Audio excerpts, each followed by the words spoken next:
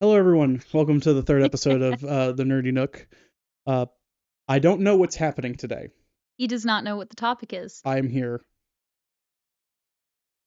What? Okay. What is this? So, if you remember, in our last episode, before we ended it, we briefly talked about something. What did we talk Yes. about? Pokemon theories. We talked about a theory Yeah. about Ash Ketchum. I have a list of some more theories, and I figured we would continue the anime talk, but just talk about theories. And I have to segue out from anime. I also have some Disney theories because you and I are both Disney Yeah, fans we as do well. like Disney. That is something we have not talked about yet. We are Disney fans, and I actually have an extensive amount of random Disney knowledge. I'm now Just letting concerned. you guys know, I also have a extensive amount of just random knowledge in general. I am a typical ADHD person who knows a lot of absolutely completely fucking random facts. So, I'm scared because I don't know what you're on about other than theories of all some right. sort. So, in the last episode we had briefly talked about the theory, the Pokemon theory of is Ash Ketchum dead, Oh, yes. right? Mm-hmm. So, let me scroll. Roll. Okay, so I've got a few more Pokemon theories, okay? Okay. So, first off, there was the Ash Ketchum is actually dead in the anime. Yep. There is also Ash has been in a coma since the beginning of Pokemon, right? Okay. I've heard of Comas this one. aren't funny, but this particular theory is so absurd that it's hard not to laugh. So many people have posted different versions of the theory that it's hard to say exactly where it came from. But there it is. All of Ash's adventure are an elaborate dream that he's having while comatose. What caused the coma?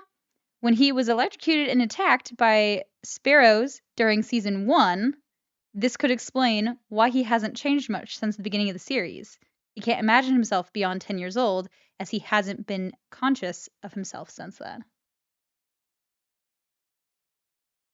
And I literally copied and pasted a whole bunch of different random anime and Disney theories. So I'm just going to read them off and then we're going to talk about them. Okay. So as far as the comatose, I feel like it's like a stereotypical plot twist thing, but as far as a theory goes, compared to the Ash Ketchum is actually dead theory, I actually like the comatose theory more. It explains why he hasn't aged. He can still imagine himself going on all these adventures, but he can't imagine himself older than he currently is. However, that being said, how can he imagine all these Pokemon he has not encountered yet? Yeah, the problem with it is that he would have to have knowledge of these, what they say every time, new species, Mm-hmm. right? Because they don't know about them. They've existed, right? Mm-hmm. It's the reason why, like, the new I don't forget what they're called. Uh, wow, Scarlet and Violet. Why Yep. they had the paradox Pokemon, things like Mm-hmm. that, because they're talking about like past Pokemon, future Pokemon. They're always evolving. Mm-hmm. But how would he know about that beyond like the ones he lived with? It doesn't make any sense unless he somehow is able to come up with them. Which, to be fair, It's his imagination. He could have come up with anything. that would explain why keys, And the unknown. not just the unknown as There's also well, another theory that the vanilla Pokemon, there's the ice cream Pokemon. there's also another theory. What is the Pokemon that um Team Rocket has that always electrocutes him? Electrocutes him. Electrocutes him. That electrocutes him. Yeah. Sorry, I have a. No. You said it fine. I'm just trying to think. Nothing It's the blue electrocutes. one that like touches him and like the. Come on, you gotta describe it better. I do It's not. like it starts with a W. Wobbuffet? Wobbuffet. Yeah. So It there's doesn't a shock him. That has counter. counter. Sorry. So it Okay. just if it takes any damage, it uses counter Yeah. and it just sends So all the there's damage back another at it. theory about that one. Now this would kind of be funny with the comatose in his imagination. What is the Pokemon's name? Wobbuffet. Wobbuffet. There's a theory that Wobbuffet, the blue part of the body, is actually either a decoy or is a tail of its own because there's in the Pokédex it does state that they are very cautious to hide their tail. And if you look at their tail, It has it eyes. looks like it is parts of an unknown. Mhm. So there's a theory that Wobbuffet is an evolution of the unknown. But then why do we have the previous evolution? Why not? Why not? But here's the confusing part though, right? If we have why not, does why not have no eyes on the tail, but Wobbuffet does? Maybe it's why not and unknown evolve together like Slowpoke into Slowbro and Slowking. Into Shelder. Yeah. With Shelder, sorry. Which also I think is my favorite, that their explanation. That's my favorite. That is honestly my favorite like explanation of a Pokemon evolution is it just sits with its water in the tail. The shell just bites on the tail, and there you go, they're one. But it does not look like Shelder at all. So it's believed that it is a version of Shelder, but what happens is that after it bites on, because they both evolve together after it changes its structure. It's almost like when you give an Eevee a specific like stone or whatever, it will evolve into that evolution. Yeah, but it changes its structure to a degree. Mm-hmm. So here is another Pokemon theory. Okay. Didn't know we were doing theories today, but here we go. So I have 2 more Pokemon theories, okay? Okay. Do you want... Oh, no, there's 3 theories. 3 other theories real quick, right? Okay. So, for those who played Pokemon Black and White, you know the character N? Yep. There is a theory that he is a... Okay, I'm going to butcher the name, so I'm just going to spell it. Okay. Zoroark. Zoroark? Zoroark. Yeah. There's a theory that N is a Zoroark. Yes, actually, I do know this theory. And I've seen this theory once before, and I actually kind of do agree with it. So it makes sense. So those who don't know the theory, N is one of the most interesting characters to have been introduced into Pokemon Black and White, largely due to the strong connection that he shares with both the trainers and the Pokemon. A popular fan theory is that he is not actually human, that he is in fact the Pokemon Zoroark in disguise, and there is actually a surprising amount of evidence to support this idea. Yes, actually. I know that it's something with the fact that you never see Zoroark it's like and him Batman. in the same spot. You never see Batman and Bruce Wayne in the same place. So right. how can you... It's also the color scheme. Yeah, it's the color scheme. So when I was playing the games, I saw the color scheme and I was like, Oh yeah, we will have a picture right here. Yes. So for those who are audio only, you can Google these. Yep. Obviously, I literally just Googled anime theories and come across them. Or if you look up Pokemon theories. Yeah. Yeah. But no, that I 100% agree. It makes sense. The color scheme, Zoroark's never in the same place, and we all know that Zoroark uses that ability. So they say it's Pokemon in disguise, and there's a lot of evidence to support that, as well as him looking like the Pokemon. There are also several instances in the game where players encounter a Zoroark, how do you say it? Zoroark, shortly before or after meeting N. There is even a point where interacting with Zoroark triggers a flashback in N, which at the very least suggests that there's a very strong bond between them. Correct, yes. So it's also believed that Zoroark is N's Pokemon, but the problem is that because you don't see them together is the big key. The game itself, when it does all that like flashbacks and stuff, it makes it seem like Zoroark is N's Pokemon. Like they have that connection. But the fact that there's a theory that they are one and the same. Yeah. I think it feels at first like it's a little bit of an out there kind of a stretch theory, but it actually makes sense. But at the same time too, Zoroark has an innate ability to transform, right? So the fact that in that flashback as well, it could also be presenting that Zoroark and N are one and the same, but are viewed in its own mind as separate things. So I mean, and another thing that kind of supports the theory is there are so many different Pokemons with so many different abilities. There's a Pokemon that's literally God. There's one that can travel back and forth in time. Yep. And there's Dittos, which can transform into other beings, which actually another theory I saw was Dittos are a failed Mewtwo. Yes. Are the failed Mewtwo's. It's the failed Mew or Mewtwo experiment, yeah. And I'm like, oh, that makes sense. So you want to hear the last 2, which they're kind of connected. Okay. You want 1 or 2 first? Give me 1. Okay, I'm gonna go with 2. Why don't you just do it? Okay, so Ash's dad is Mr. Mime.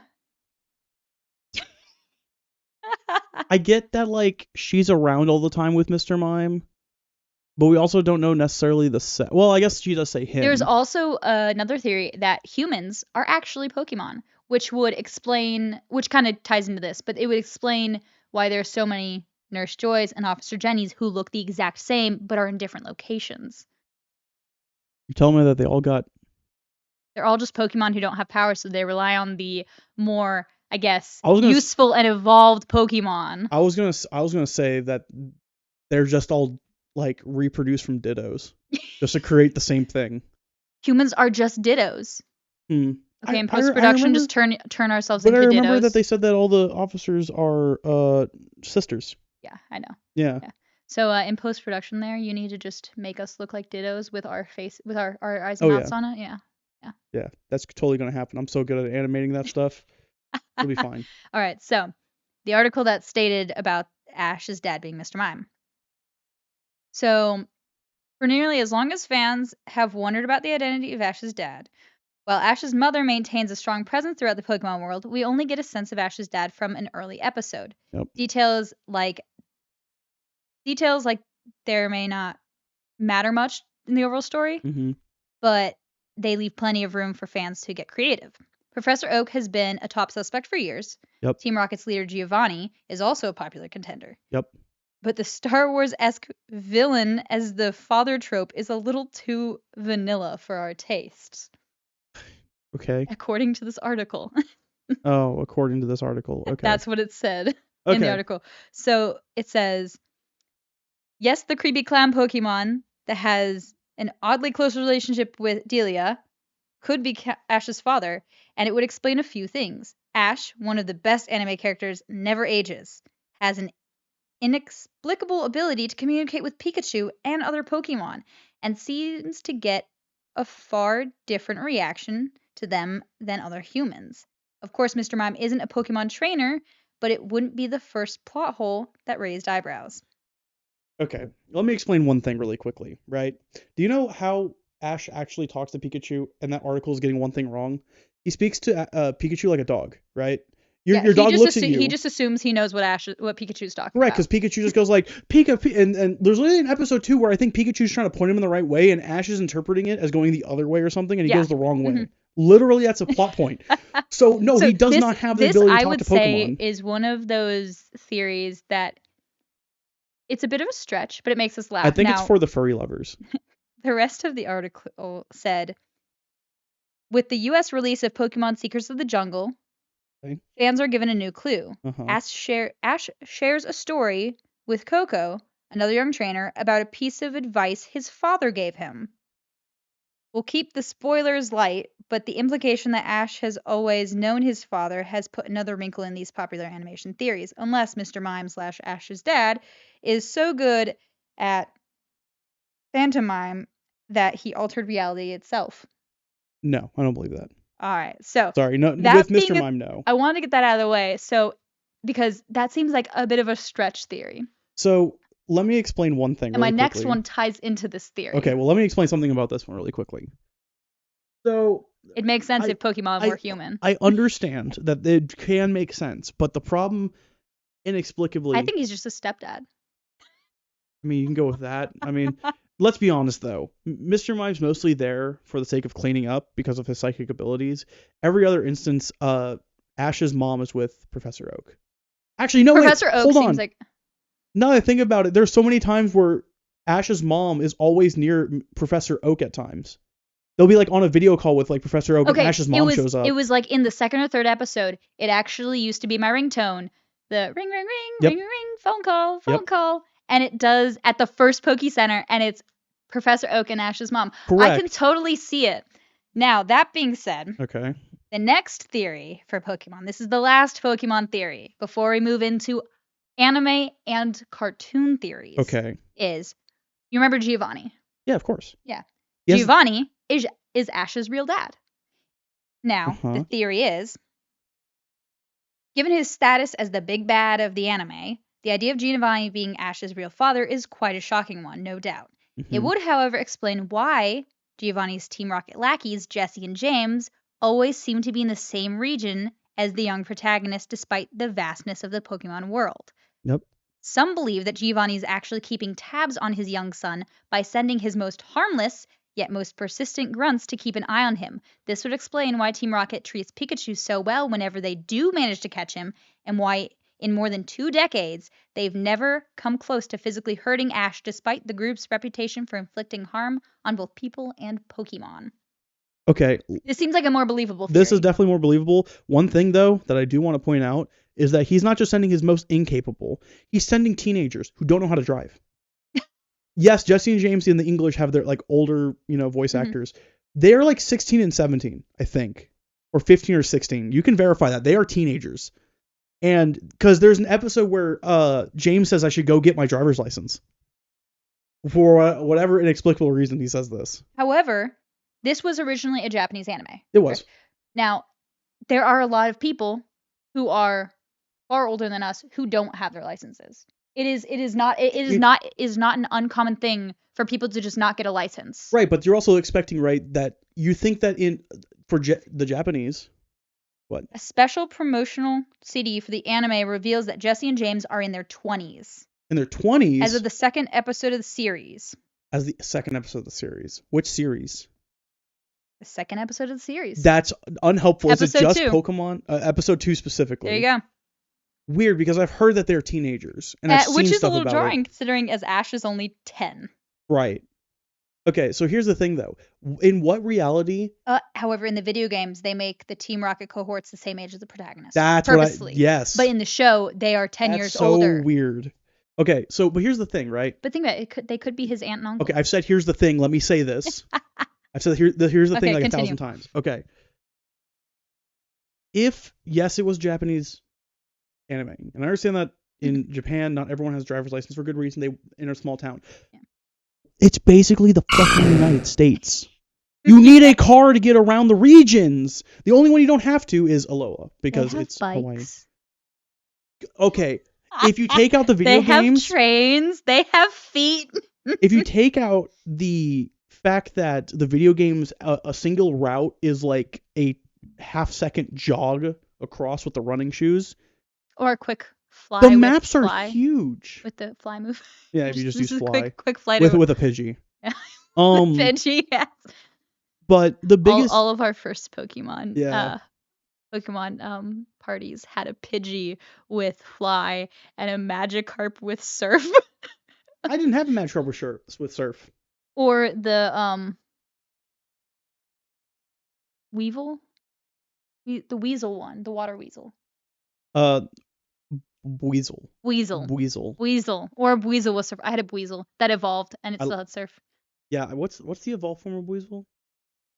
That's way off. I don't remember. Anyways, but no, here's the thing. You still need something to get around. And so they're making all these convoluted things like But when do you really see cars in the beginning part of the anime? You see a gun in the first few episodes. Yeah, good point. Come on. Good you point. Cannot tell me. When do you see cars? We see a gun in like episode 3. I'm sorry.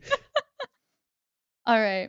Ash's journey almost ended right there at the first Pokemon Center. And I know that you and Zed have both constantly said to like plenty of like Marvel movies, like with Thanos, and all, like, or not even Thanos, like with like anything, any other movie, like fantasy-based movies. Yeah. You know, this could have all been over with a Glock. If they had a Glock or if they had a gun, 38, I'm it sorry. would have been just over in Thor's seconds. hammer, fantastic. German engineering, one shot 9mm, done. Like, I'm sorry. Like, you're watching this dude fight for like 3 hours, and you're like, come on. With a hammer.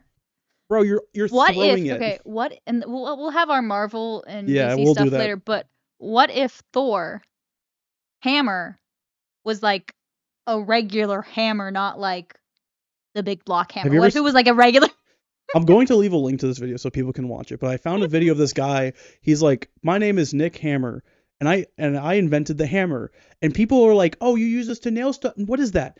You kill people with this. And he's like explaining that you kill people with hammers. They're not meant for nailing things to the wall. It reminds me of the Spoon video. Oh yeah. I think that was the first time we actually ever hung out. Was it the Spoon video? Yeah, your dad's house. Yeah, the Spoon video. Remember? Oh yeah. That was forever ago. We'll talk about random videos another time. Yeah. So moving on from Pokemon theories. Okay. So we're moving on from that to Full Metal Alchemist Brotherhood. Oh boy, my favorite. Full Metal Alchemist. Full Metal Alchemist. Pride's shadows are connected to his signature sin. Yes. Each of the homunculi in Full Metal Alchemist is represented by one of the 7 deadly sins. Yes. Not only does this come across in their personalities and behavior, it also shows in their powers and aesthetics. Like envy. Yes. She's also my favorites. Yeah, envy is amazing. Yes, but envy is the best. yeah, in my opinion. Cannot beat it. Gluttony? No, thank you. Oh, gluttony is insane. God, I don't like gluttony.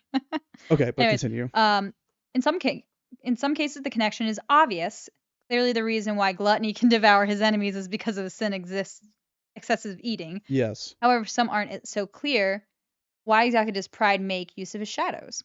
According to a deleted Reddit user, the shadows actually have symbolic value. Mm-hmm. Pride can't form his shadows in brightly lit environments, and in fact, they can be destroyed by bright lights. Yep. Pride as a sin is arrogance Yep. that isn't justified by reality. Mm-hmm. Light is often used metaphorically as a revealer of harsh truths, Yep. including false pride.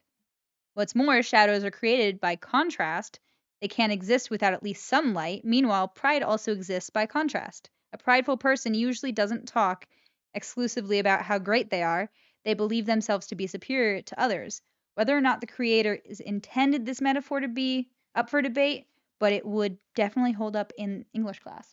Okay, so let me explain one thing really quickly, and that is the fact that it does make sense because with pride being such a massive force, it's the same thing with like the 7 Deadly Sins show, right? Yeah. Like the whole idea is that the sin of pride, Escator in that show, he's sun. His entire ability is the sun power. So if you put the Wesley die.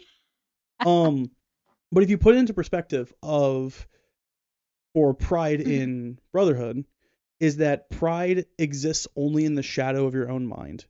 You cannot have, if you are put in the spotlight, you realize that your pride is very fragile and it falls apart because you're forced to see the reality of things. So it would make sense. And I think it's a very good theory. And just because it is a very good theory. It just makes sense. I love the it'll hold up in English class too part. It was funny. that part made me laugh when I was reading it. Why is the door red? Why is the door red? Me going back in time to get Shakespeare. The door is red because it's red. All right, so this is a theory I cannot have any say in because I don't know anything about the show. Okay. This is mostly a theory for you to put your take and comments on, and there's a few of them like this. All right. Okay. Dragonball Z. Okay. Frieza is actually a child. Oh, this one. Okay. Okay, so would you like to read it? Yeah, I'll read it. All right. And then you can also read the next one, which is about Cowboy Bebop. Ah, okay. And it's a part that I haven't seen, but I appreciate it. Frieza is actually a child. Okay, this does make sense because Frieza does have a dad. Okay. Funny. No one has ever accused Frieza of being mature. Facts. When he's mocking his enemies, he sounds like a particularly sassy middle schooler. And when he's real quick, we can attest to that because we have a very sassy, almost middle schooler in the other room. Yeah, don't remind me. And when he's upset about a plan gone wrong, he sounds like a toddler throwing a tantrum. Yep. Is he just an unusually immature adult, or is he actually a child or teen? This fan theory posits the latter. Here's the thing. We don't actually know all that much about the growth patterns or longevity of Frieza's species. His father, King Cold, is significantly larger than he is. While this could easily be a case of natural variation, it could be because Frieza hasn't actually reached his full adult size. We don't know how long it takes for his species to reach adulthood, or how far along Frieza is in that process. Frieza has a son named Kuriza, so it's not likely that Frieza is a literal child, but he could easily be an adolescent. So that's the real question, right? What species are they? Because I see the picture here, Okay. and any of these pictures that are on here, we can put up here so you know who we're talking about if you don't know the shows that we're talking about. Okay, so Frieza. Let me explain one big thing about Frieza. Are they the same? Is this the same? No, not the same species. Okay. Frieza in... I can't really see in my drinks. It's fine. Cell can sit there. So Frieza has one big thing about it. Every time he evolves, right, he uses his different forms. His super... Why are you looking at the reptiles? I'm seeing which one is out. Somebody's making noise and crawling around over there. It's Ruben. Is it Ruben? It's Ruben. So anyways, We have a bunch of lizards in the room. Yeah, he has multiple evolutions, okay? So there's his like first form where you see him where he's got the spikes out of his head and everything. Then he has a muscular form. Then he has another form, and then he has his white form, which became kind of his base form for like the next series because he just got stuck that way. Then he has another form of that. So everything starts off with like he starts to get bigger, then he sleeks back down at the next evolution, then he bulks up again. And now he's sleeked back down and he has two new forms, which is gold and black. And the whole thing is that every time he evolves, he gets bigger and then resets size. So the idea is that he doesn't have to be young. He's not a literal child. He's definitely an adolescence of the species. But it's kind of like elves, how elves can live for thousands of years. Yep. But like when they're like, say their lifespan is like 8,000 years old and they're like 1,002, they might look like they're like Frieren. They might look like they're like between 18 to 23. Yeah, and like that's and they stay that way for a while because that's just how their species is. So the idea is that Frieza's father is the oldest one that we know of, hence why he's the king, and he's grown the most. Now the only thing though, which I love the power scale of Dragon Ball, it makes zero sense, but the biggest issue is with him being the strongest, right? Or being the biggest. Yeah, I don't mind Ghost. He is now considered like this big guy, but he's so much weaker than Frieza because Frieza's new black and gold forms are just so much stronger. So it makes no sense. I don't quite understand, but it is true. I think Frieza is definitely a child. I thought you wanted me to read. I'm going to read the head of it. Oh, yeah, okay. The topic of it. All right. So this is a Cowboy Bebop theory. Vicious was in love with Spike. I don't know who Vicious is, but I know who Spike is. Spike is the main character. You need to finish Cowboy Bebop. I know. I don't mind if you spoil it, or we can go to the next one. I'd say the next one is a Hunter x Hunter. Okay, let's talk about this one real quick. Okay. Because this is a simple theory. Let you read the Cowboy Bebop, and you can feel free to paraphrase that if you want. Because that's three. There's two whole paragraphs. Yeah. No, three. Oh, three. Oh gosh. Okay, if this is actually wanted Spike gotten rid of, he could have easily tracked him down and done the deed long before the series finale. According to the Reddit user Hoverboard Viking, there's a reason why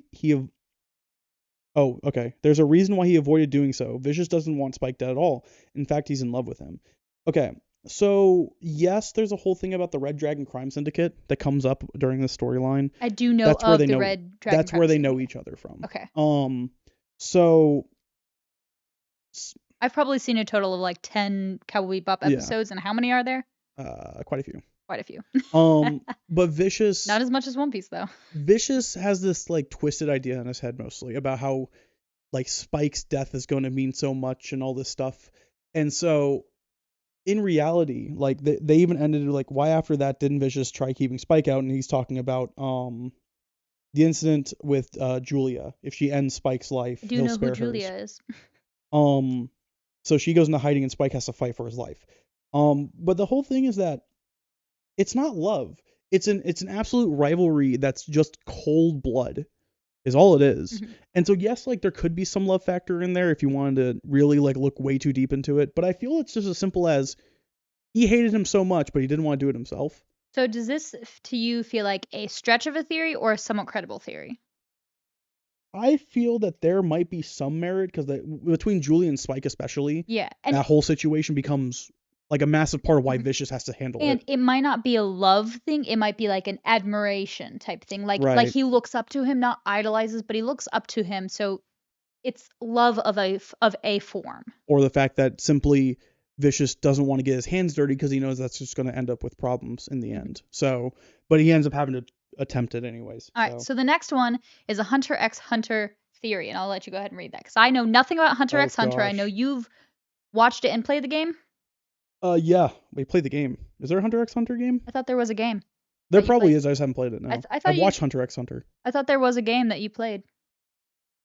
I don't know. There's Monster Hunter X Generations. I'm thinking of Monster Hunter, not Hunter x Hunter. Yeah, no. I get the two mixed up all the time. So you go ahead and read that. Okay. So what's hilarious is that we're supposed to eventually get another season of Hunter x Hunter, and I'm hoping so soon. Also, again, another series that we're technically supposed to pronounce Hunter x Hunter, but I refuse. Hunter x Hunter. There you go.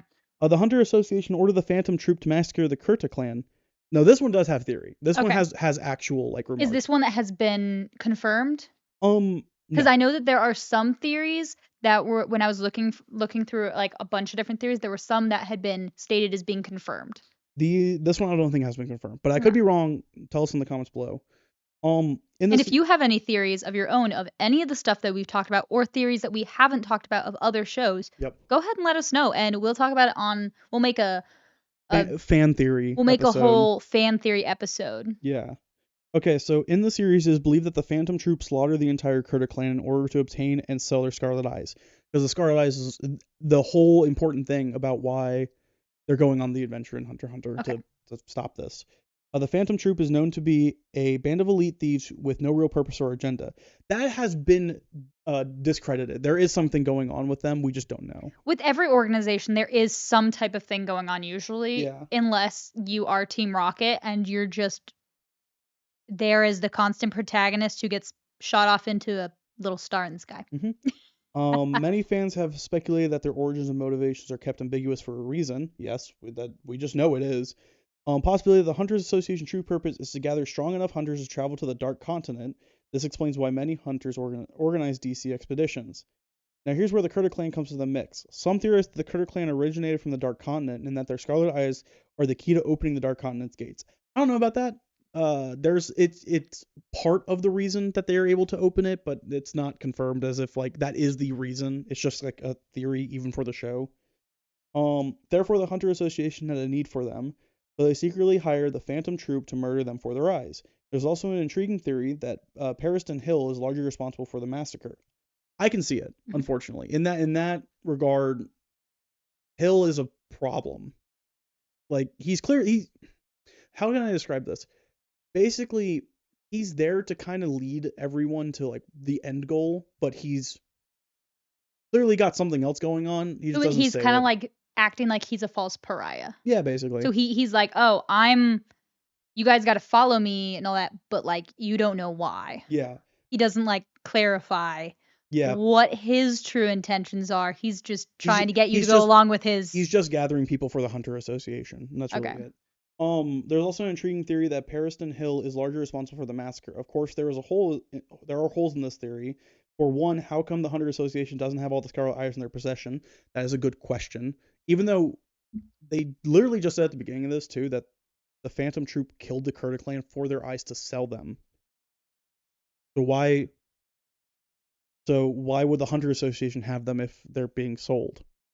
No clue. So yeah, there's a little bit of an issue with that one. Regardless, there does seem to be more of the Phantom Troop and the Hunter Association's true existences. It's true. There's something weird going on there. I just don't know how much, because they're really kind of in cahoots in like the background, and you know that they have to be.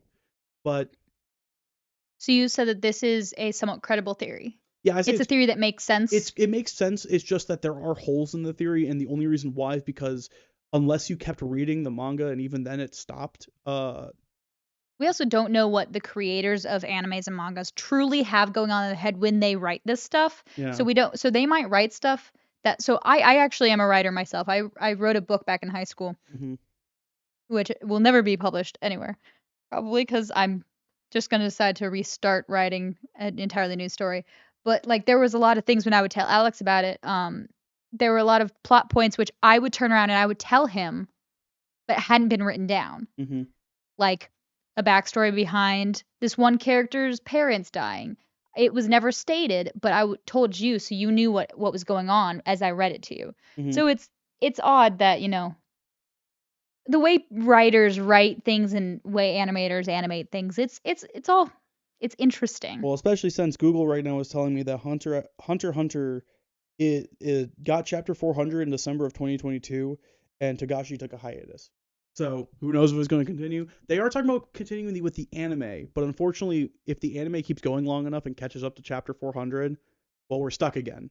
Because that's what happened last time, is that the writer took a hiatus, and so they went all the way up to the last chapter, and they went, I guess we're done for now. And it was like, come on. To be continued. But it's better to have to be continued than just no continuation. Like or Full Metal Alchemist. Yeah. Okay, so moving on to the next theory. Okay. This is a theory that potentially connects two different animes, right? Okay. And I believe you've watched or read both of these animes. Okay. Right? The theory is My Hero Academia is a prequel to One Punch Man. Yeah, okay. So, what is the future of One for All? According to this theory, Saitama of One Punch Man inherits it after it's evolved to a far more powerful form. This brings up the whole host of questions. Who did he inherit it from? Did he eat their hair or another form of DNA? This person thinks it happened by accident, which is pretty much impossible since One for All requires a person's will to be passed along. But maybe someone wanted a washed up salaryman on a fitness kick to be the most powerful man in the world. Maybe they sensed it'd make a good anime. Okay. I know nothing about One Punch Man. Okay, let me explain All I something. know is it's a man who can one punch KO people. His name is Saitama. And he has multiple moves, excuse you. He has One punch and two punch? No, he has literally his I think he just calls it death punch. Okay. Or no, it's really just called like death or ordinary punch or ordinary side jump. I will say which though, is not ordinary. so from the picture on here Mhm. that shows here, just from what you can see of the outfit on here, it is faintly reminiscent of All Might's predecessor's outfit, as Mhm. far as the cape, the yellow, Do you know and what his the red hero name glove. is in the Hero Association What? world? Okay, so the unlike in My Hero Academia, there is a hero association that you have to like take a test and Mhm. you can get different grade levels for and It's everything. kind of like another anime, Tiger and Bunny. Yeah. Yeah, how they have the association and then they have the different levels. The levels, yeah. They call them like I think it's D grade up to S plus grade. Okay. Heroes. Anyways, his name is was it Cape Baldy or something like that, or Baldy Cape? I can't remember because they don't know what he really does because he's stuck at Class B basically. Okay. Everyone assumes that he does nothing. Yet when he took the test, he punched a what was it? He punched a punching bag through 4 walls. Now this also is an anime on my list. I'm gonna watch. You should watch it. It's really funny actually. We're supposed to get more. Okay. Just be aware that there is actually there's an alien species known as the sperms. They don't look like that, but they're called that for whatever reason. It's like the sperm whale. Yeah, we have like we Which have is actually golden sperm, black sperm. Here is a random fact: the sperm whale is the state animal of Connecticut. Why I know that? Okay. No idea. So, anyways, Continue. basically, okay, he can punch like the punching bag through the walls. He jumped so high he actually stuck his head through the ceiling during the jump test. His side to side was so incredible, his ordinary side to side jump, that it freaked everyone out. He was able to run faster than anyone else. It was like this whole thing, right? So, and is he unintentionally just a really good hero? No. Do you know what he did? Or he's just on a fitness kick? Oh, you're correct. Do you know what he said? What? You have to do, what was it? It's 100 push-ups, 100 sit-ups, and run 10 miles every day. I'm good. I struggle to get myself out of bed, and I get winded just going upstairs. Yeah, he literally good. says that, like, so where he figured out he actually started to gain like all of his super strength and stuff like that is because one day he noticed that his hair was falling out and he wanted to see the bald spot on the back of his head. So he was trying to basically, while standing there naked, he would try and look faster than his reflection could, and eventually he did it, and he saw the back of his head before the reflection moved.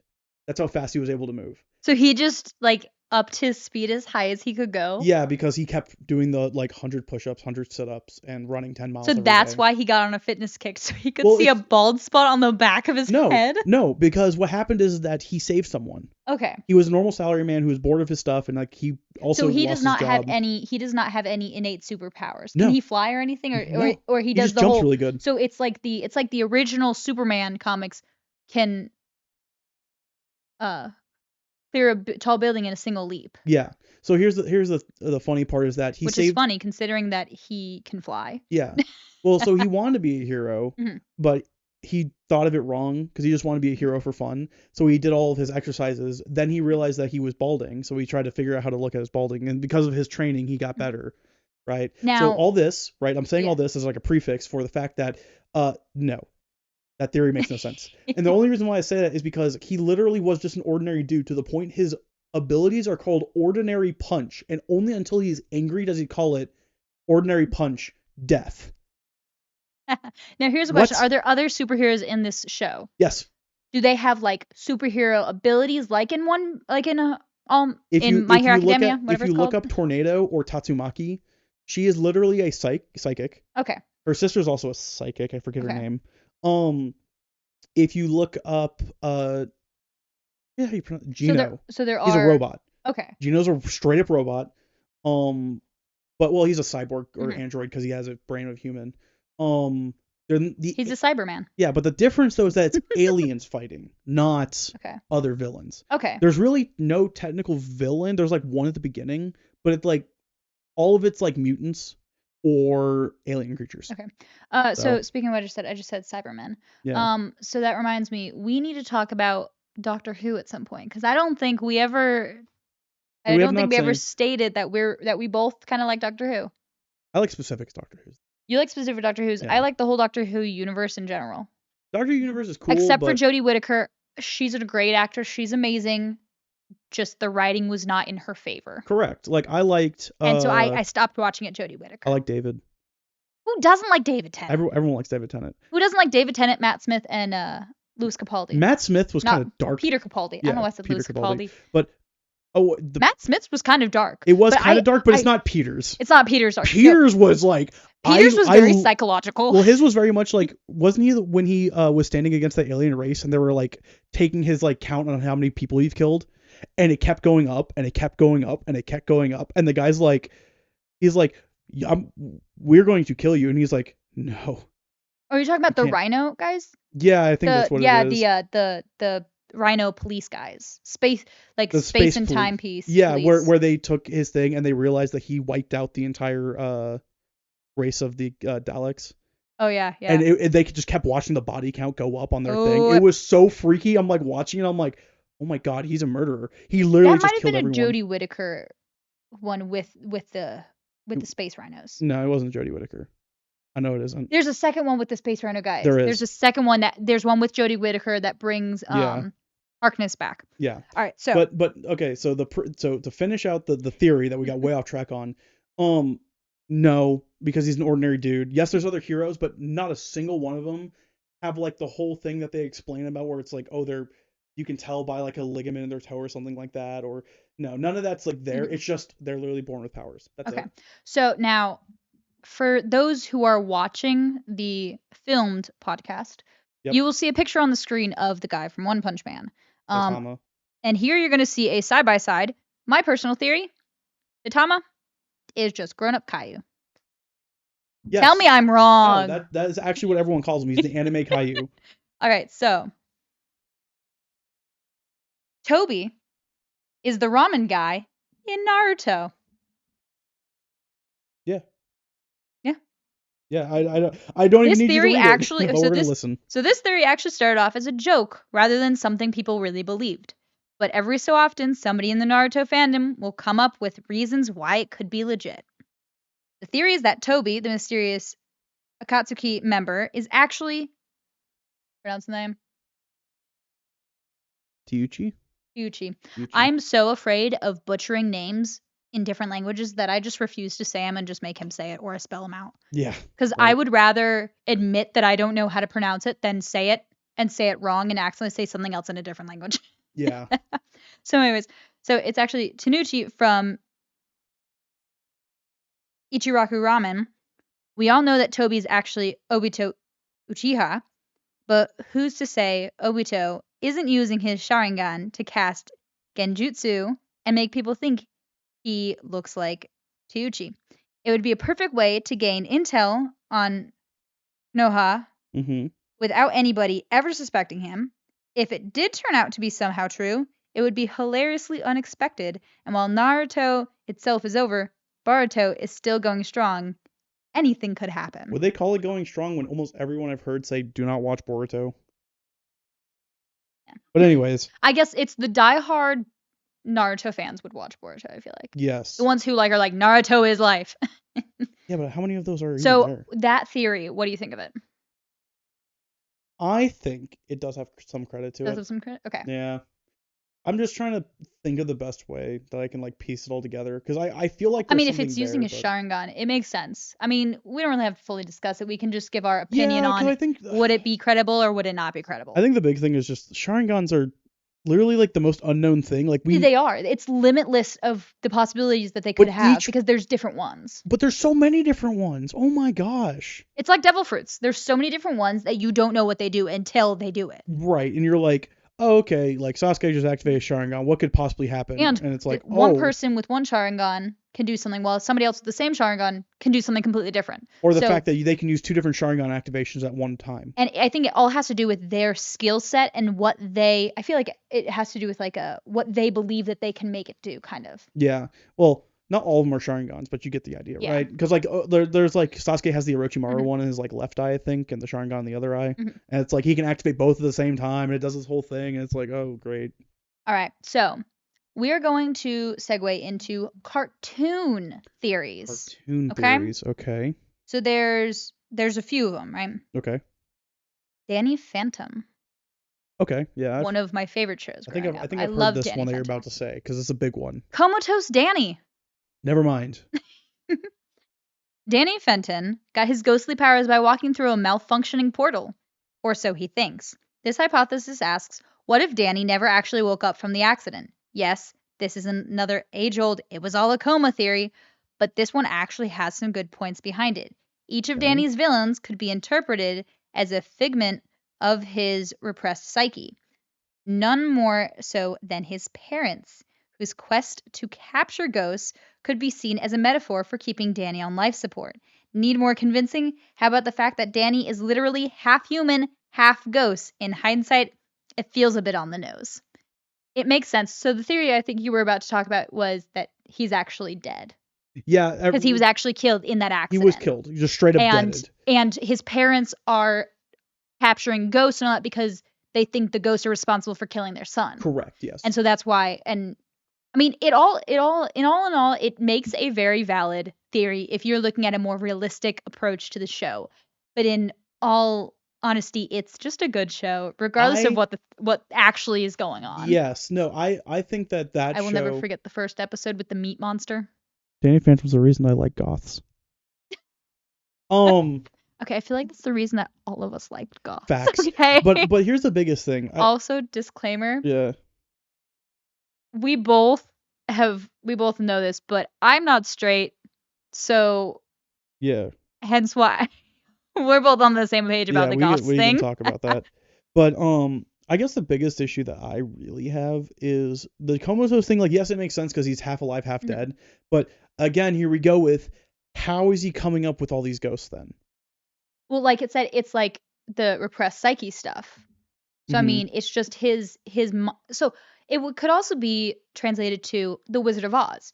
She's asleep, and all of the people, like the 3 people she goes on the adventure with, were all the farmhands, but in a different role. So why is there a sexy female rock star ghost? You know, maybe he had a thing for this. Is that his sexual awakening? Maybe he had a thing for Katy Perry or something. But doesn't he love what's her name in the show? The goth girl.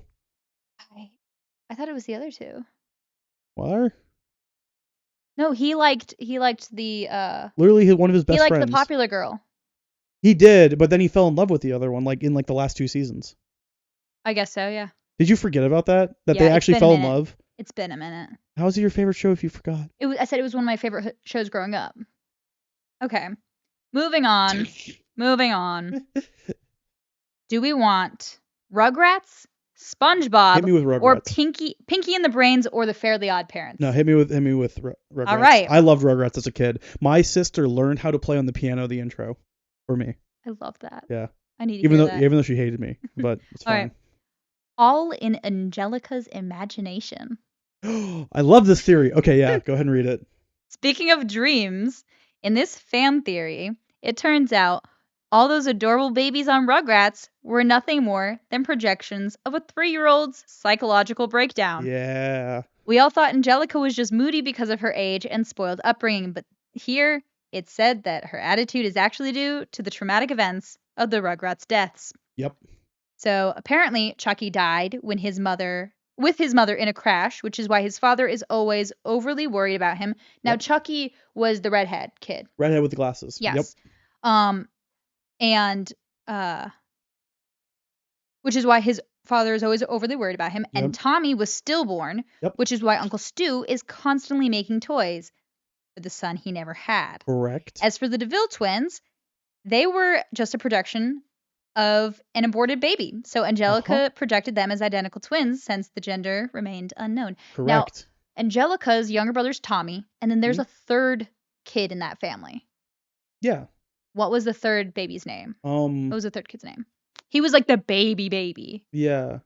Who couldn't even talk. It was Tommy Pickle, and then, oh my gosh, what is? Oh, we're gonna have to look this up. I'm looking this up. Yeah, you please. continue talking about the theory. Okay, so the theory does have a lot of credit to it because everyone feels like it's wrong when you watch it, especially as an adult. If you're a kid, it's like haha funny. What was it? Rex? Dill pickles. Dill pickle. That's right. Let's be honest. I feel like Rex is everybody's favorite character. Did you know that the person who did the voice for Rex, or the sounds for Rex, and the poodle, also voiced Appa and Momo from Avatar: The Last Airbender. I didn't know that. He has voiced majority of Nickelodeon animals and just cartoon animals in general. Well, it's just like what a repertoire, right? Well, it's like what's his name that did all the old cartoons. Not Gilbert Gottfried. Don't bring that one up. I don't know why, but Michael J. Tatum comes into mind. What? No. He's in a lot of animes, okay? Yeah. So continue about the theory. So the theory makes a lot of sense because of the fact that everyone feels out of place. Everyone feels wrong. It feels like they shouldn't be in the position doing what they're doing because the father of Tommy and Dill Pickle, why is he always making toys that never work and always have all these stuff when Rexstar was like the best thing that ever existed? Clearly, they even had a whole like movie about the theme park, I'm pretty sure. And so with that, with also the father of what's his name? Chucky is just absolutely erratic constantly without fail. Like you would think like, oh, maybe it's like a old cartoon Jewish reference. Like no, he's literally just insane. And he's just trying to hold it together. He's trying to hold it together, yeah. Now, the thing is, the other question is Dill actually alive? Or is Dill another figment? Dill is possibly another figment because of the fact that Angelica may have still wanted a younger brother, so she's imagining a live baby brother. Or he could be the actual other baby brother, which is why Dill is usually with the parents and never with the rest of the Rugrats. So the other thing is they don't talk about this because a lot of people think that throws a wrench into the whole theory. But the problem I think it is with Tommy Pickle being a stillborn is that they tried again, but it could be Dill Pickle because of how small he is. The point he's even smaller than Tommy. But she could be imagining what he might have looked like as a little bit older, which is why he still looks almost like a baby. But Dill looks even young, like smaller, so it's possible he's a NICU baby. Yeah, good point. So he was birthed, he was in the NICU, and maybe didn't make it. That is a fair point. Because he's small compared to all the other characters. Yeah. So it's like. But he's also like all the rest are like 2 or 3. Yeah, but even then, like there's a disparage because like you have to think my sister's a NICU nurse, so I get to see all those. Yes, I see pictures too. Yeah. We hear all the stories. All the stories about them. So what do you want next? Do you want Fairly Odd Parents, Pinky and the Brain, SpongeBob, or do you want to move on to Disney? I mean, shoot, we're at what? And we're at 53 minutes. We can go a little bit. I think this is going to have to go longer, but I think we need to make good selections on this one. Yes. So I'm going to make one, you make one. So what are the options? So it's the Fairly Odd Parents. Okay. Pinky and the Brain. Uh-huh. SpongeBob. Yep. Or Disney. Or we can segue into Disney. Which Disney? Like just Disney. As a whole? Or we can move on to the Disney segment. Because there are so many Disney theories. Yeah, I feel like if there's so many theories, we may as well do like a whole other episode about that. Well, it's not. I mean, they're all kind of the same theories, though. Okay, but the fact that we know there aren't too many of them.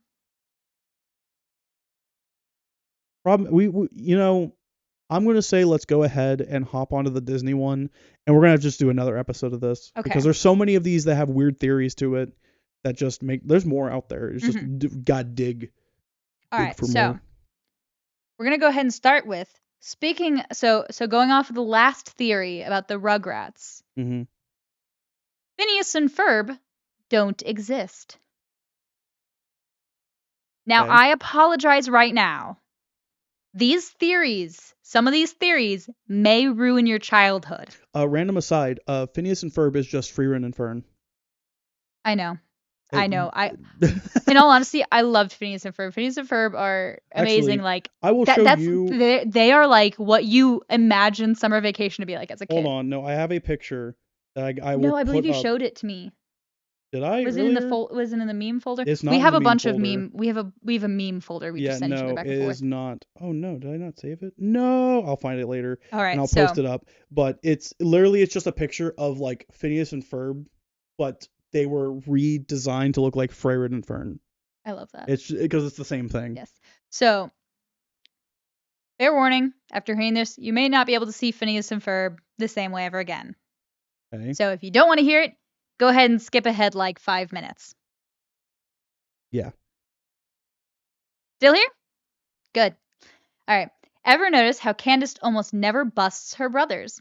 Well, it's because it's become such a running gag that many are starting to side with her parents. Maybe she's just imagining it all. The prevalent rumor is that Candace's brothers are a desperate ploy for attention that she conveniently shoves all her trauma onto. It sounds a bit odd, but keep in mind, this is a girl who semi-frequently hallucinates a talking zebra named Kevin. Compared to that, imagining two tech-savvy brothers is nothing. So I think one thing, I think they need to label the disorder properly. She's schizophrenic. Yes. Because why in the world are you Seeing a talking zebra named Kevin? So now she touched that moss in the one episode, and I think that was the first time we ever actually started seeing that hallucination. Yes. But then ever since then, he comes up all the time, and I think it started as a running gag, but it makes sense with this theory. Yeah. So my only thing is, if that's the case, then why are the parents feeding into the desperate ploy for attention by being it's Phineas and Ferb, haha. But then there's a whole episode about them actually seeing Phineas and Ferb doing that stuff. Yeah. So what? Yeah. So this is one of those theories that I'm like, no. I guess, but maybe. No. Because why would they make a whole episode about having their parents see them actually doing the crazy things? It's the alternate universe episode. Was it? An alternate universe where Phineas and Ferb exist. No. Just like the fact that even Doofenshmirtz acknowledges the fact that the summer wasn't ending after 200 and something days. Yes, that is an acknowledgement he makes. He's just randomly is like, he looks at Perry the Platypus. He's like, why is this summer lasting so long? It's like we've been here for like 200 days, which I think was like somewhere around the 200th episode. So. All right, so where did it go? I had the one I was going to do next. Okay. There's 104 days of summer vacation. Hold up, we might get copyrighted. Okay. By who? Bowling for Soup? Bowling for Soup's a good band. They won't copyright us. I know. They're a good band though. Yeah. All right, so Syndrome. Reportedly. So anyways. Syndrome is Mr. Incredible's son. I can believe this one. I can believe it. Uh-huh. In a world with no shortage of superheroes, why does Buddy fixate on Mr. Incredible? Well, the answer may lie in their looks. Buddy and Bob Parr do have a passing resemblance, especially in their jaw shape. Maybe, unbeknownst to Mr. Incredible, their connection runs blood deep. While Bob is a family man nowadays, he and Helen were often stretched to their limits, pun fully intended. That's awful. An affair for a one-night stand is not out of the realm of possibilities. Plus, remember how Syndrome takes a surprising amount of interest in Mr. Incredible's family. Yeah, his actions practically scream red-headed stepchild, but he's already got the red hair too, so. But, okay, let me explain one big part of this that makes no sense to me still. Mm-hmm. Okay, what is the hair colors of Bob and Helen? Yellow and red. Right. She's a reddish brunette. Right, reddish brunette and a blonde. right? Yes. Okay, with Black hair and 2 blonde-haired children. yes. We don't fully know what Jack's hair is going to grow into being. All we just know is currently it's blonde. Currently, it's like blondish, like Reddish. what was it, like auburn? Yeah. I guess would be that color. So like, okay, if that's the case, okay, how do they have a black-haired child? And she does not dye her hair. That is a big part about this whole thing, right? Is that she does not dye her hair. Her hair is just that color. Yeah. So is she not maybe a cheat as well? Maybe before they were married, they each had a one-night stand, and Helen ended up getting pregnant with Violet, and Bob unintentionally got another woman pregnant with Buddy, because they're around the same age. Yeah. Or no, He's a little older. Buddy's a little bit older I feel than. like what it is more like Buddy happened first, and then they started to like try, like they wanted to get married or something, and then it was too late at that point. Because we already see that their marriage is a bit rocky from the first movie into the second movie. It is a bit rocky, but whose marriage isn't? Hold on. Did you really make that joke without understanding the fact that we had the Mole King come out between those? At the end of episode 1, the rocky relationship, right? When the dude comes out of the rock in the middle of the city. Why do you think I said it that way? I hate you. I hate you so much that you would say that. Okay. All right. So this theory, do you see it being? I see it being plausible. Possible, not possible, or I can see it being. I would call it plausible. Plausible. Simply because definitive, plausible, and impossible. I call it plausible because there's problems with the fact that yes, he's like redheaded, plus they have a blonde, plus they have a black hair, and then they have an auburn hair child. Like their hair color is all over the place, right? Yes. So something feels weird with that. But the thing is, if Violet has some type of a supernatural psychic power, that could be the reason why her hair is a different color. Because in some shows, I'm gonna verify this universes, that can be a thing. Yeah, go ahead with the next thing while I quickly look up Violet's hair color. All right. Now this is kind of a fun one. Wheezy, you remember him from Toy Story 2? Yes, I do. The penguin who swallowed his squeaker? Wheezy, from Toy Story 2, was secretly a villain. Okay, apparently they explained Violet's hair color as a result of her recessive gene. But sorry, you were saying? So Wheezy from Toy Story 2 was secretly a villain. Wheezy the penguin, who Woody saves at the beginning of the movie, seems like a sweet guy, but is he really? According to one theory, Wheezy, forgotten on a shelf, probably became jealous watching Andy playing with Woody, Buzz, and the gang all that time. So when it comes time for the yard sale, Wheezy wasn't even trying to save himself and knew Woody would attempt to rescue him, possibly getting sold in the process, which is exactly what happened. With Woody out of the picture, Wheezy would have a better chance of getting attention from Andy. Plus, remember how Wheezy didn't say anything when Woody fell off of Buster the dog? He did nothing to save his friend after his friend saved him. Okay, it's not secret. We know he's the villain. But penguins are awesome. He's not a penguin. He's a squeaking murderer. He's a penguin. He's a squeaking murderer. The penguin. He literally wheezes as his like toy thing. Okay, he's a penguin, and I wheeze sometimes. Okay. You wheeze if I make you laugh too hard, or Zed makes you laugh too hard. Yeah. But no, like, I wheeze when I go up the stairs. You also do that, but no. Problems of being asthmatic. I know it's plausible because there are some weird oddities to it, and the fact that we see evil toys all the time, and it does make sense. Why didn't he speak up after Woody fell off of the dog? Yeah, I just feel it's not in secret. We know. He's a villain. It's highly possible. Well, not like the fact too that where was he? Where was he when everyone went to go save Woody from the dude who fixed him up and everything? And cleaned him up and they went to go save him from the Cluckin' dude. He was at Andy's. He was just hanging out at Andy's place just the whole time, doing whatever. While everyone's like, we need to go save him. Even the freaking Green Army men went. All right, so another Toy Story 2 theory. And I've heard of this one, and I think after this theory first came out, they said it's somewhat true, or it is true. Do you remember Emily? Yep. From Toy Story 2 is actually Andy's mom. Yeah. The original owner of Jessie. So you may remember Jessie's owner, Emily, from Toy Story 2, and probably bawled when she dumped Jessie in the donation bin.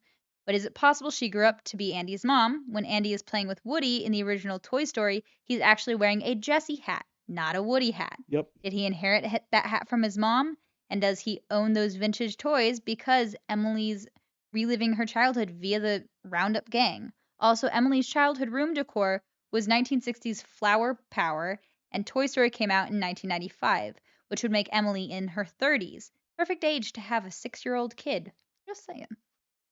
I do think it's This true. is a very, very highly plausible theory. I'm going beyond plausible. It's true. It's true. And It's the reason why is because just the things overlap. Everything overlaps, right? Why would she have gotten her son a Jessie hat, a Woody doll, which is from the 50s? Yep. When but even it's then, currently the 90s. But why would she also not give him a Woody hat, but a Jessie hat? Yes. But the thing is, if she got rid of all of her Jessie stuff, all of her like kid stuff, and she got rid of Jessie, why didn't she get rid of the hat too? So here's the thing, and I do this. I have a box of memorabilia. Yes. And so everyone should have one. If their parents haven't given you one, you should have it. Stayrook is having a problem over there.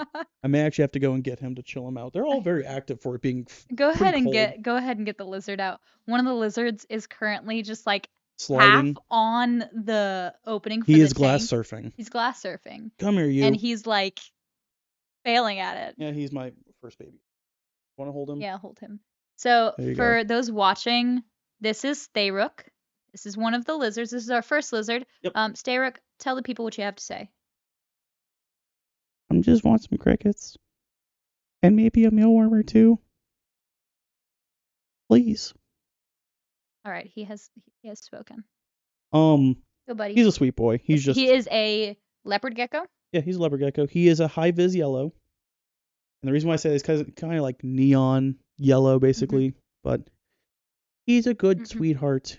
And we will probably have pictures of all the lizards on our Instagram. Just saying, because we love the lizards. There are, in total, 11 lizards. Okay. 11 reptiles. So back to what we were saying. Back to what I was saying. The answer is yes. Yes. Yes, it's true. It's true. Mm-hmm. Get on my shoulder, buddy. He's like, no. All right, so moving on, we are going to talk about the Disneyverse. Okay. One of the biggest Disneyverse theories is that Boo from Monsters, Inc. is the witch in Brave. Have you heard of that one? So we all know that Disney likes to hide Easter eggs in all of their movies. Yep. So in Toy Story, Cars was in one of the Toy Story movies. Mm-hmm. And in Brave, you see a carving of Sully in the witch's shop with all her wood carvings. Mm-hmm. Now, if you think about it, the doors in the Monsters, Inc. universe can go anywhere. So who's to say they can't also go in time, too? But why did it have a weird, like, modern vibe, even though Brave is set in Scotland? So, I mean... But Monsters, Inc., they can go anywhere in the world. Right, but it feels like there's a bit of missing information as far as that goes.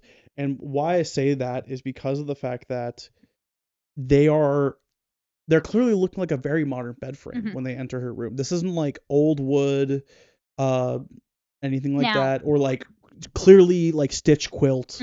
So sorry, bud. Let me go ahead and read the full theory about it, though. Okay. All right. So the witch from Brave magically disappears, right? Mm-hmm. When she goes through the doorways, which the scares from Monsters, Inc. can do too. Yep. Is it possible Boo learned a trick or two from her bestie Sully? Of course, Brave takes place hundreds of years before Monsters, Inc., but if Boo can teleport through doors, it would make sense that she can also move through time a bit. Before you dismiss this theory, check out the carvings in the witch's workshop. There's a carving of Sully in there. We have a picture right here for the viewers watching. Mm-hmm. Right? Eagle-eyed Disney fans noticed some familiar and out-of-place details in Brave that showed there's some sort of connection between the Disney worlds. Firstly, there's the carving of Sully, which the witch has, and which led Disney fans to wonder if the witch is actually Boo. Right? And the second thing is, there's also a carving of the Pizza Planet truck. Now, Well, the Pizza Planet truck's in everything. There is a specific scene in Monsters, Inc. where you see the actual Pizza Planet truck as one of the places outside of one of the places that Randall goes to. The trailer that Randall goes Yeah. to, the Pizza Planet truck is outside of it. So, with there obviously being no trucks yet, when Brave is set, could these famous Disney Easter eggs show that Boo's traveling around the Disney universe in search of the right door? But we also have the Pizza Planet on Bug's Life. But the thing about it, they're bugs, okay? And? So they're in the everyday human world Yeah. as well. So it's makes sense that we could see the Pizza Planet truck. But the thing is, this is in a place that takes place, the time that takes place hundreds of years ago. And there is this old magic witch woman who can disappear through doorways. And there's a carving of a truck Mm-hmm. when they haven't even been when cars hadn't even been invented yet. Explain that. Okay. Yes, it's a Disney Easter egg, but explain that. How she carved a truck when cars hadn't been invented yet. I feel that Because they're still using wagons. I don't think it's Boo. Okay. And the reason why is that why would Boo be a witch? In what reality did Sully and Mike Wazowski, or Mauska Iski, as I said as a kid, why in any reality would they be basically teaching her to be this evil witch? What would cause her to switch is the big plot Well, she's hole not in an the evil plot. witch. She's not an evil witch. Now, here's this other one. Still a witch. Now, there is also a separate theory that Boo is really Bonnie from Toy Story. I think that's the more believable That theory, is more right? believable, yes. But don't be fooled. Her name is the same as the actress who voiced her. Mary. Also, if you think about it, okay, Mhm. it's Bonnie, right? Yes. And she said her name was Boo Mhm. because she couldn't say her name as a kid. Yes. Now, there is more to this theory, okay? The theory goes that after Sully leaves Boo back in her real bed, she grows up with the memory of her adventures through doors, traveling across different worlds with Sully and Mike. Determined to find them again, she eventually finds a way to travel through the doors just as the monsters had, and endeavors on an adventure to find her friends. And somehow, Doctor Who-like, ends up going through time. Mm. If we think about it, I think it is somewhat possible. It's a stretch, but it's somewhat possible. It's definitely a stretch, and the reason why is because only the monsters are able to use the doors. The only reason she went through the doors is because she was one of the only. She had been she was the only human that we are aware of that had ever been in the monster world. So what if by being in the monster world, she somehow got contaminated by the gas, the energy power that they use, the scream power, or laugh powers they ended up using later yeah, on, it did. and it somehow genetically altered her DNA to be able to travel through the doors because she'd spent time in the monster world. But yet it was considered a contamination to bring back any human item to the monster world in general. So what if things from the monster world would contaminate humans in a way? I personally can't believe it. Okay. I don't think so, and the only real reason why is because of the fact that Sully and everyone shreds the door, right? And he puts it back together later. Once he finds all the pieces and he puts it back together. And he opens the door and he hears her as still a young kid calling him Kitty. So the problem is, I feel, is that because the doorways are important and they only work one way, that's why, like, the whole reason why they send them to the snow place as punishment, where the Yeti is, the really cool Yeti that love the Yeti. Don't eat the yellow snow. Don't eat the yellow snow. But they send them there because they know it's a one way, and the only reason What's funny is I actually grew up being told don't eat the yellow snow or any snow that isn't purely white. Yeah, northerner. Because I'm from Connecticut and we would get like 3 feet of snow. It was great. But no, and had a dog, so yeah, stayed away from brown and yellow snow. But I don't believe so because they're one way. That's my opinion. Now, speaking of the connections of the Disneyverse, right? Here are 3, or actually it's technically 4 theories that all link together in a way. Tarzan's Jane is descended from Princess Belle. Right? Not Here, only keep do they talking. look alike and love the color yellow, but consider this. In a scene in Tarzan, Turk is drumming on a tea set. The pot looks surprisingly like... So, the pot looks suspiciously like Mrs. Potts from Beauty and the Beast, and one of the teacups even appears to have a small chip. Some have speculated that could mean that it was an heirloom passed down from great-grandma Belle. That might also explain why Jane knows how to connect with wild guys. Mm. I mean, it's possible. It's possible. It's a different era. And we know she's from England, Yes. which is not far off from France where Beauty and the Beast takes place. Yeah. Yeah. I think it's somewhat credible. It's somewhat credible, but I feel like there needs to be more to it. Yes. Now, flip-flopping around a little bit. Elsa and Anna are Rapunzel's cousins. Yes. This makes sense, okay? Yeah. So, they're all drawn in the same animation style because they're from the same era of Pixar and Disney animation. Yeah. So they all look similar. However, it's the ship, isn't it? They both have magical powers. One was born with it, one obtained it. Tangled is set in Germany, and okay, I'm just gonna go ahead and read it then instead of trying to explain it in my own words. Read it.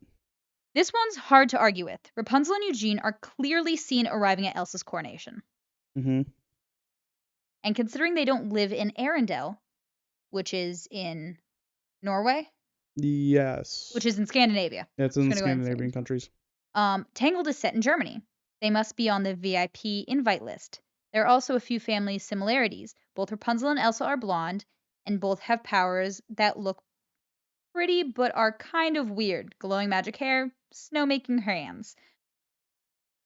That would explain why the king was such a jerk about Elsa's powers. If his niece was kidnapped for her magical hair, it would make sense he'd want to conceal his own daughter's power. In other words, maybe he's not the worst after all. Now, I know one theory is that it's the moms were sisters, but after Frozen 2, we can rule that out a bit. I could see it as the dads being brothers. Maybe. Or the dads being related. So the whole thing, though. Frozen 2 kind of throws a wrench in the plans a little bit. Yeah, but I thought the whole reason this theory came about was because of the ship. The parents got on the ship to go to another country, and it crashed halfway through. But then Frozen 2 comes in and it explains why they were on the ship. Yeah, I know. It messes up the whole theory. So, I mean, the answer... Okay, so here's the answer, right? The answer because of Frozen 2 is no. But... Frozen 1, yes. Yes. If you only cared about Frozen 1 and didn't watch Frozen 2 because you didn't need to watch Frozen 2 because all it did was throw a wrench in everyone's cool plan of them being cousins because they were going to the wedding in... Okay, now, however, the king... Now, this is another theory. The king and queen of Arendelle died on their way to Rapunzel's wedding. Speaking of VIP invite list, what fancy affair were the king and queen attending when their ship capsized? Frozen director Jennifer Lee said that the king and queen were heading to a wedding. Was it Rapunzel's wedding to Eugene? The timing is right since Rapunzel still looks pretty much the same at the coronation, and the trip was supposed to be 2 weeks, which would be a reasonable amount of time to travel about 1,600 miles round trip by sea and land. Oh, and speaking of the shipwreck, here's the next theory. Ariel may have found the sunken ship of the king and queen of Arendelle. Okay, yeah. Right? If they capsized halfway there, that would be right around the Atlantic. And their ship does look suspiciously like the one Ariel pillaged or explored in The Little Mermaid. Now, this being said, even with Frozen 2, their ship was in the Dark Sea and then ended up in the Forbidden Forest with nobody on it. Mm-hmm. There was a secret compartment that's a watertight compartment that is built on Arendellian ships to store documents to keep them safe from water. So if they had been planning at some point in the future to go try to find Atenhallen to figure out Elsa's powers, they could have been planning to do that after going to the wedding and using that as an excuse. Because what if it actually took less time to get from Arendelle to Corona, the kingdom that Rapunzel is in? Mm-hmm. If it took less time than the 2 weeks or 3 weeks or whatever, they could have gone to the wedding and stated they were going to be gone for a little more time than just for the wedding and gone to find Atahalan. But also, the mom could have just had the papers there and all the stuff because she just kept it there so that at some point they could go. Yeah. So in that case, Frozen 2 still does make sense. Now. Okay, this has to be the last one. This is the one that finishes this whole little loop. This has to be the last one anyways. The last one. And this throws another wrench in the theory that they're dead. The king and queen survived the wreck and became Tarzan's parents. Timeline feels wrong, but go ahead. Timeline does feel wrong. However, during the same Reddit post of that, Lee said, according to Chris Buck, co-director, they didn't die on the boat. They got washed up on shore in a jungle island. The queen gave birth to a baby boy. They built a treehouse. Then they got eaten by a leopard. She was joking, of course, we think. Of course, this would make Tarzan the little brother of Anna and Elsa. Tarzan was raised by gorillas, but he's definitely a human. And if you look at the picture of Tarzan's parents, and you look at the picture of Elsa and Anna's parents, there are some similarities. Hair's wrong color. Hair might be wrong color because the hair is reversed on here. However, not even reversed. The king there is blonde. Well, I'm saying hair colors are somewhat reversed. However, it could potentially be true, but it also doesn't make sense at the same time.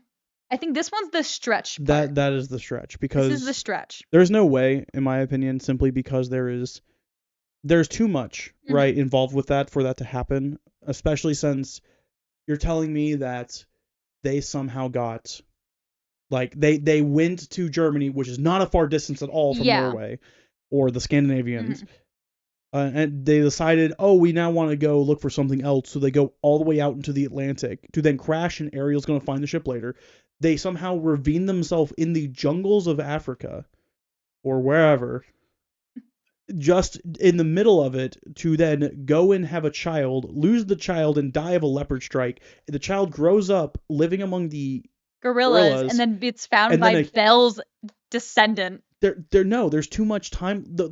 How is a descendant of Belle alive at the same time as Tarzan if Tarzan was born so much earlier? How old is Tarzan then? That is a good question.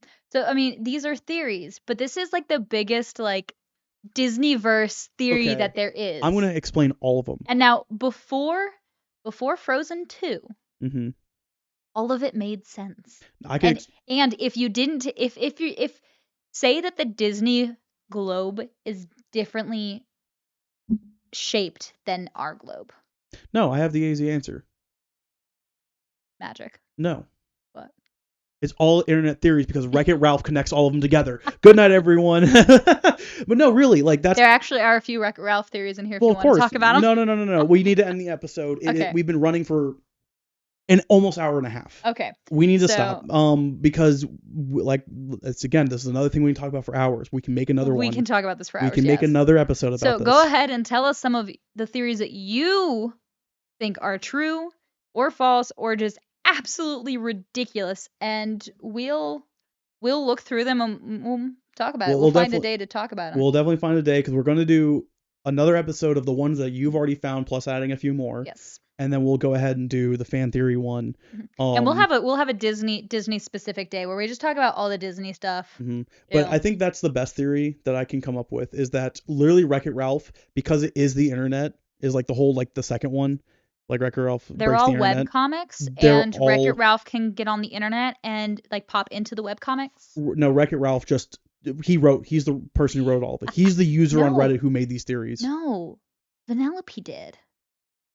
She's the hopeless romantic. No, she's just a bad race car driver.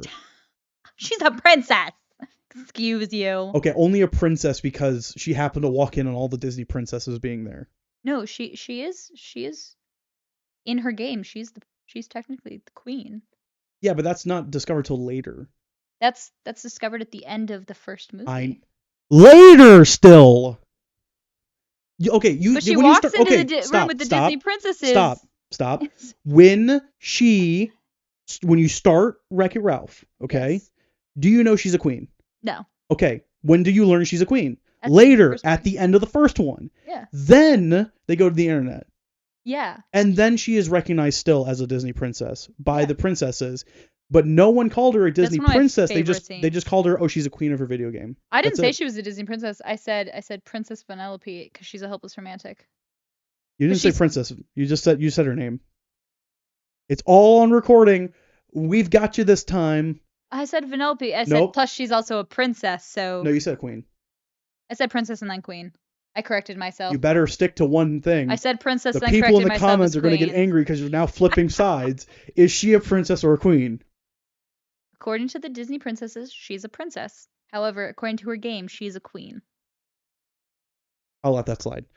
Okay, let's end this. Thank you all for watching this episode. I legitimately had no idea we were going to be going for an hour and a half on this one, but it was very interesting. And I have plenty more Disney theories specifically that I know I'm excited to talk about. You're the Disney person. I am definitely a Disney Now, there's person. one thing that we know you have more of than Disney.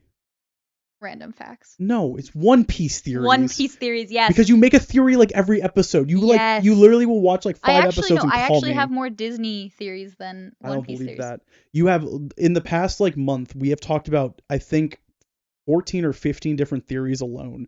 And that's not including the last year of you watching it. We've got 25 to 30 on here. I feel like we have more. But we'll get to that when we get to that. We'll do a counter comparison. If you want to find us, all the stuff is either up here or it's down in the comments below or it's Instagram, TikTok, TikTok. Twitter. Yep. We're totally going in opposite orders because we're both talking over each other. Yeah. We're just trying to end this episode. Our audio only podcast can be found on Spotify, Amazon, and Spotify I think we're going to have video eventually, but it is audio only for right now. But yeah.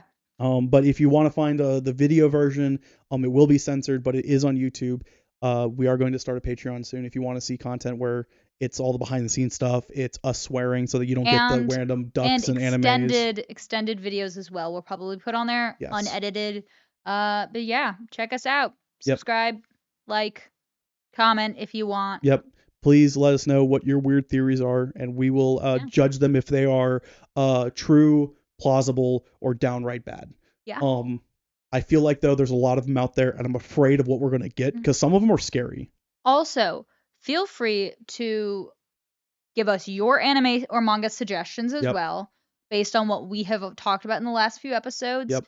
You know, we're always looking for new shows and stuff. So. Actually, I say, right, we get enough of them. We will start a whole podcast episode or a couple of, like a series of these episodes where we actually rate them. We go and take the recommendations. We will watch either the whole series if it's a small series or like the first few episodes, and then we will rank the suggestions you guys have given us. Yep. And then we will find theories on those shows. I need to get a whiteboard if we're going to do that.